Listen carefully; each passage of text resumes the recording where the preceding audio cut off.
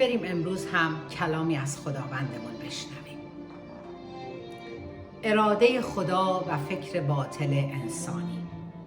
چرا امتها شورش نموده‌اند و طوایف در باطل تفکر می کنند؟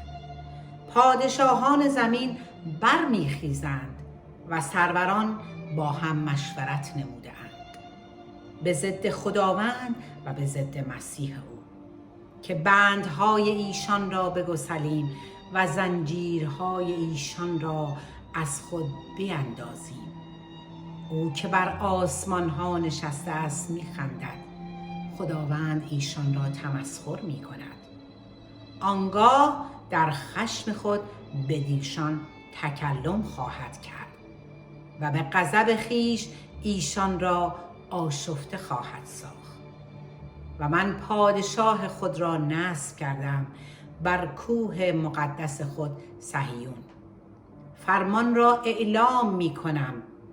خداوند به من گفته است تو پسر من هستی، امروز تو را تولید کردم.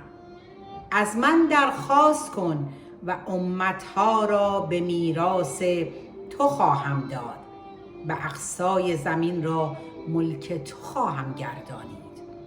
ایشان را به عصای آهنی خواهی شکست، مثل کوزه کوزگر آنها را خرد خواهی نمود. و الان ای پادشاهان تعقل نمایید، ای داوران جهان متنبع گردید. خداوند را با ترس عبادت کنید و با لرز شادی نمایید. پسر را ببوسید مبادا غضبناک شود و از طریق هلاک شوید، زیرا غضب او به اندکی افروخته می شود. برکت می گیرند همه آنانی که بر او توکل می کنند. یاری از سوی خداوند. مزمور داوود وقتی که از پسر خود ابشالوم فرار کرد. ای خداوند، دشمنانم چه بسیار شده‌اند، بسیاری به ضد من برمیخیزند، بسیاری برای جان من میگویند برای او در خدا خلاصی نیست. اما تو ای خداوند گرداگرد من سپهر هستی، جلال من و فرازنده سر من.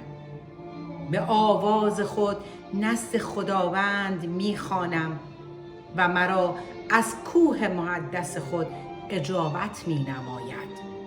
و اما من خسبیده به خواب رفتم و بیدار شدم، زیرا خداوند مرا تقویت می دهد.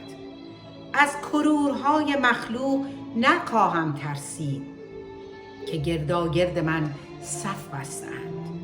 ای خداوند برخیز، ای خدای من، مرا برهان، زیرا بر رخسار همه دشمنانم زدی، دندانهای شریران را شکستی. نجات از آن خداوند است و برکت تو بر قوم تو می باشد. آمین.